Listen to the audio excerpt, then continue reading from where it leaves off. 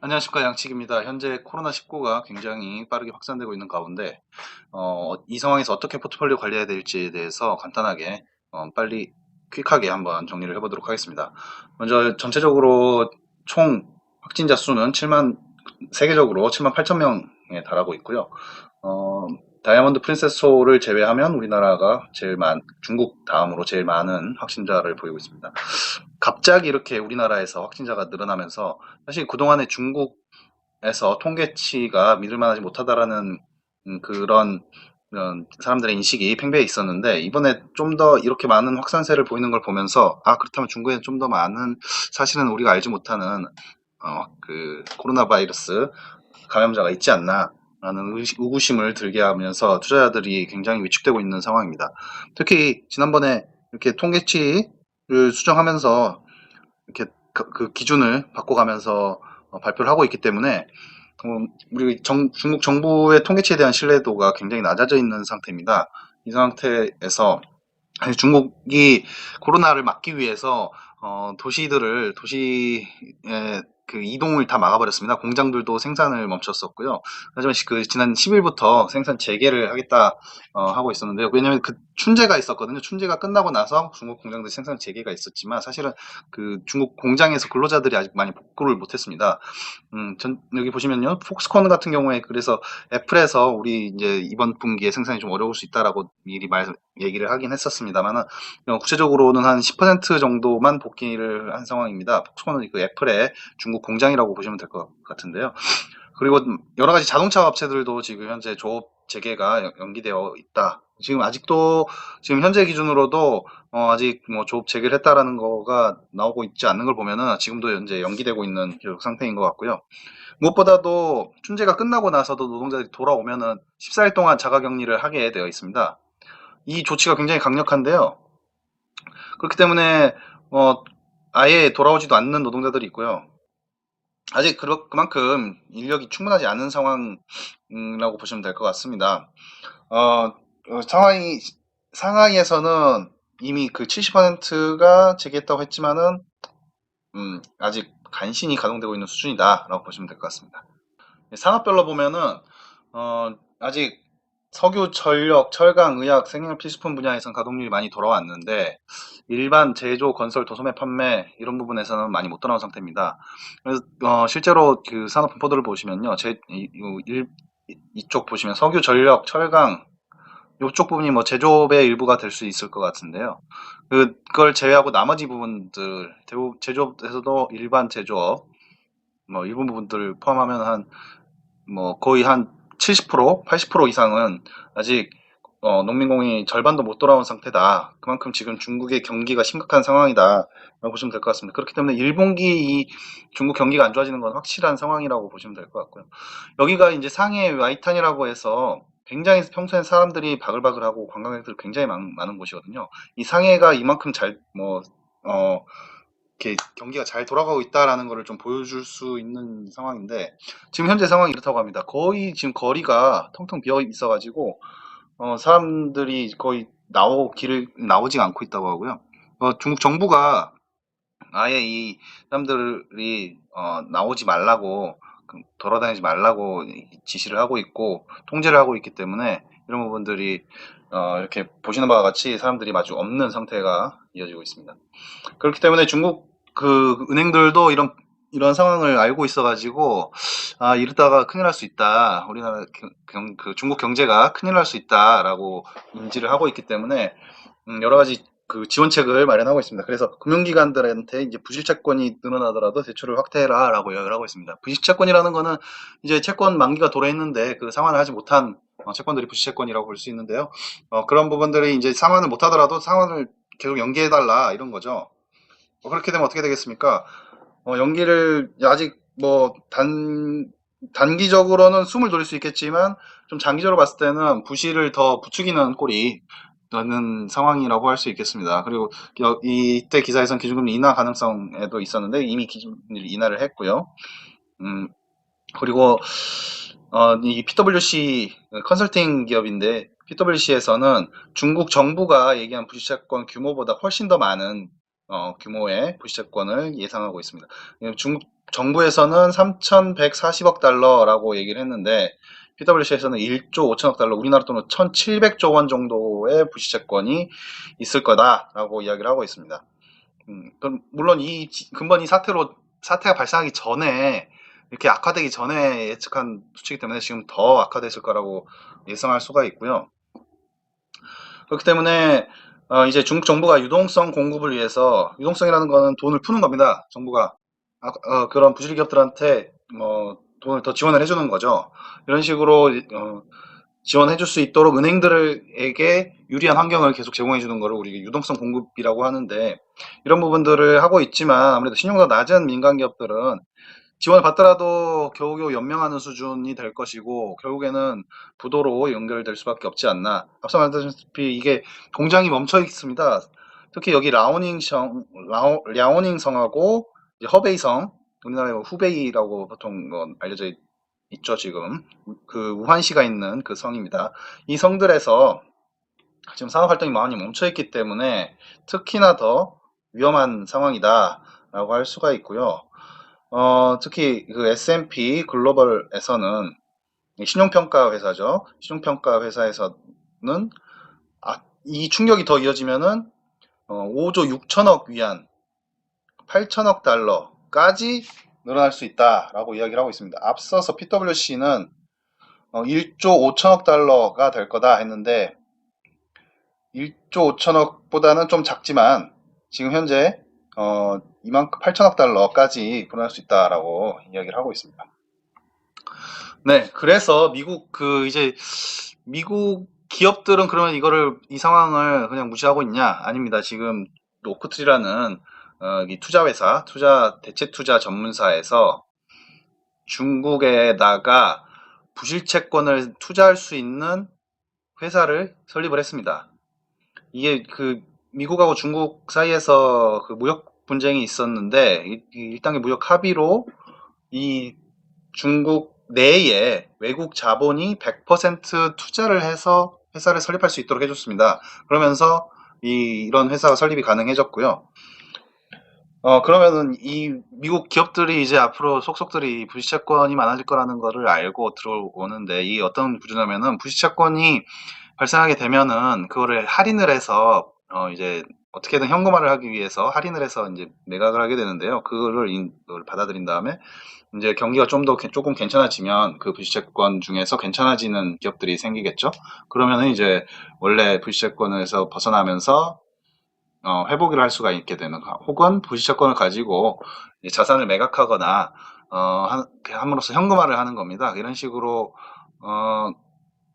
해서 수익을 낼 수 있거든요. 이거를 보고 미국 오크트리 캐피털 매니지먼트에서 중국에 진출을 했다라는 소식이 있습니다. 자, 그러면 주가는 어떻게 움직였냐 이제 보셔야 될 텐데, 중국에서 이제 코로나 바이러스가 생기면서 이렇게 쭉 빠졌었습니다. 쭉 빠진 것 같더니 다시 그대로 올라왔죠. 그대로 올라왔습니다. 이게 어떻게 된 거냐. 사람들이 보통 이게 이런 바이러스, 예전에 그 사스나 메르스 케이스에 학습 효과가 있었던 겁니다. 그때도 빠졌는데 다시 오르더라 하니까 다시 오른 겁니다, 지금. 근데 최근 이틀, 그러니까 거래일상으로 이 거래일 동안 다시 하락하는 모습인데, 이게 왜 하락했냐? 한국에서 좀 확산이 많이 되더라 를 보면서 하락폭이 시작된 거거든요. 나스닥도 마찬가지입니다. 나스닥은 더 많이 올랐다가 거의 다 회복을 넘어가지고 더 많이 올랐다가 다시 하락했습니다. 갑자기 이제 우리나라에서 이렇게 많이 번지면서 미국 시장에서도 중국 지표가 맞는 거야? 라는 거를 지금 의심하기 시작한 거죠. 홍콩은 이제 여기도 이제 중국 춘절이라고 해서 우리나라 설날 연휴를 끝나고 나서 급락을 했었다가 어느 정도 회복을 한 상태죠. 했다가 다시 빠지고 있는 중이고요. 상해는 이렇게 계속 빠졌다가 아예 다시 원점으로 들어왔죠, 거의. 지금 이런 상황입니다. 공장이 문을 닫고 사람들이 경제 활동을 안 하는데 주가가 그 이전 상태로 돌아왔다? 이거 굉장히 좀 이해가 할 수 없는 상황이죠. 하지만 이제 우리나라 증시는 더 많이 빠졌죠. 최근에. 우리나라 증시 얼마나 빠졌었죠? 이때 우리나라가 많이 빠졌습니다. 우리나라가. 네.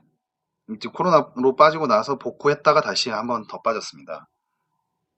그러면은 이럴 때 어떤 투자를 해야 되냐? 네, 그 대표적인 이제 자산이 바로 이 금이죠. 안전자산의 대표 자산이 금인데 이 실제로 금값이 어떻게 경제 위기 때마다 어떻게 변화했는지를 한번 보시면요. 2008년도, 7년 8년도에 금융위기 왔을 때 쭉 빠졌다가 다시 복구하죠. 엄청나게 이제 경기가 안 좋았을 때 좀 많이 상승하는 것을 보실 수가 있습니다. 그리고 이때 IT 버블 때도 그랬고요. 이때 다 금융위기 때 안전한 모습을 보여주고 있죠. 그렇기 때문에 이 금융위기 때 안전자산이다, 경제위기 때 안전자산이다라고 하면 항상 골드를 이야기합니다. 그럼 골드 투자를 어떻게 해야 되냐? 제가 추천드리는 건 바로 이 KLX 금시장에서 사시는 걸 가장 추천드립니다. 그러니까 여러분들이 이제 지금 상황에서 포트폴리오를 좀 지금 리스크가 있으니까 이걸 어떻게 커버를 해볼까라고 고민하실 때 금을 사셔야 된다는 거죠. 근데 그러면 어떻게 사야 되냐라고 했을 때 KLX 금시장이 가장 저렴합니다. 가장 저렴하고 가장 쉽게 사실 수가 있습니다. 이 혜택도 많습니다. 세금도 양도소득세 면제고요. 부가치세 없습니다. 수수료도 증권사 온라인 수수료 내시면 됩니다. 반면에 실물을 사시려거나 금 펀드로 드시려거나 하면 다 수수료가 더 많이 들어가죠. 뭐 ETF를 사시더라도 마찬가지입니다. 거기 다 수수료가 들어가고 있고 그 ETF는 또 이제 매매 차익에 대한 또 그 세금도 내야 되죠. 그렇기 때문에 이 KLX 금시장에서 금 계좌를 개설하셔가지고 하시는 게 좋고요. 증권사 통해서 그 고객센터 여쭤보셔가지고요. KLX 금시장에서 금 매매하시면 될 것 같습니다. 지금 보시면은 최근 들어서 이게 금 차트거든요. 보시면은 급등했습니다. 엄청나게 급등했습니다. 꾸준하게 이 위기 계속 작년 말부터 중국 좀 불안하다, 금융위기 온다, 막 이런 얘기가 계속 많이 있었죠. 좀 과열됐다.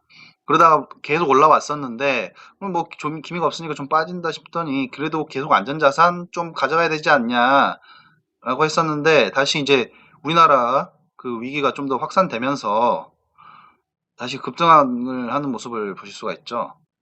저는 한 이쯤에서 지금 금을 좀 매수를 했는데요. 여러분들도 좀 지금도 좀 아직 늦은 건 아닌 것 같지 않나라고 생각이 듭니다. 금은 언제든지 그 위험한 일이 있을 때 좀 자산을 좀 균등하게 가져갈 수 있는, 그러니까 그 리스크를 해칭할 수 있는 수단이다라고 보시면 될 것 같고요. 많은 투자자들이 그걸 알고 있기 때문에 회피처로 많이 씁니다. 그리고 레이 달리오도 금을 꼭 넣으라고 할 정도로 금은 꼭 가져가셔야 될 자산이다.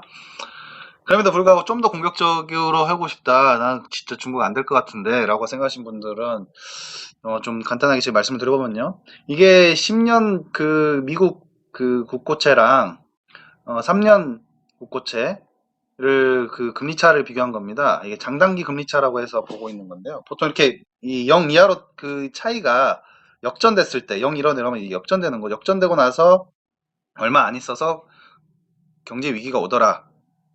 이 사이트는 제가 지난번 영상을 통해서 어떻게 활용하시면 되는지에 대해서 말씀을 드렸기 때문에 그 영상 참고하시면 될 것 같습니다.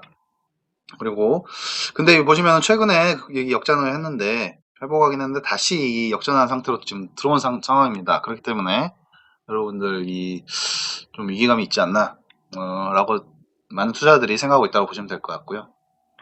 제가 보고 있는 지표 중에 하나는 고용지표인데 위기감이 오기 전에 고용지표 항상 꺾였거든요. 위기가 오기 전에 꺾였어요. 지금 꺾였습니다. 이거 잡 오프닝이라고 해서 기업이 이제 우리 이런 사람 필요해 라고 해서 구인 활동을 하고 있는 그 숫자죠. 그 숫자가 지금 감소하고 있습니다. 확 줄었죠. 그래서 요게 지금 저는 보고 있는데 실업률이 아직 반등을 안 했어요. 실업률이 반등하면은 진짜 거의 보시면은 너무 거의 확실한 지표거든요. 실업률 반등하면은 뭐 하락에 베팅하셔도 주식 하락에 베팅하셔도 거의 되지 않나 생각이 들 정도로 거의 확실한 지표가 되고 있습니다.